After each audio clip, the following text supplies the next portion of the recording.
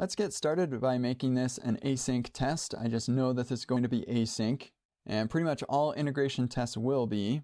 And the first thing that we want to do is render our app. So let's import the app from that app module that we've got. And if we're going to want to create an app element, then we'll need to import React from React to create React elements.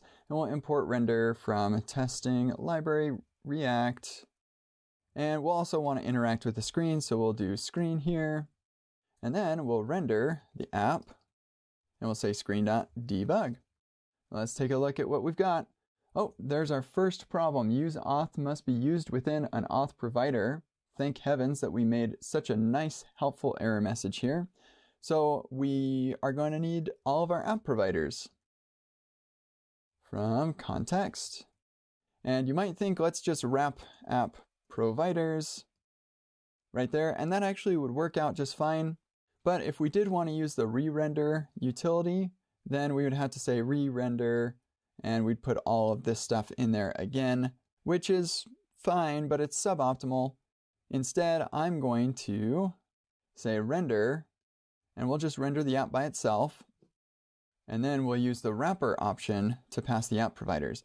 And the app providers actually serves as a perfect wrapper because app providers accepts children and forwards it along after rendering all of the providers, so it works out just fine to put it right here.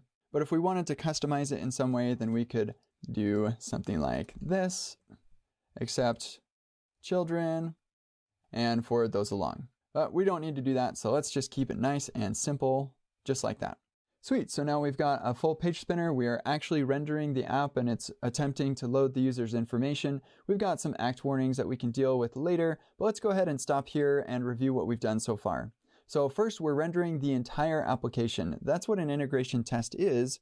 And in particular, we're going to be just rendering the book screen, but we want to render everything, including our router and our query provider for React Query, and our own authentication provider. So we're going to render the app itself and then just make sure we can land on the book screen so we can make tests to that specific book screen. So this is just to get us going. So we're rendering our app in the same way that we're rendering it in production. And by doing this, we are well on our way for writing an integration test for the book screen.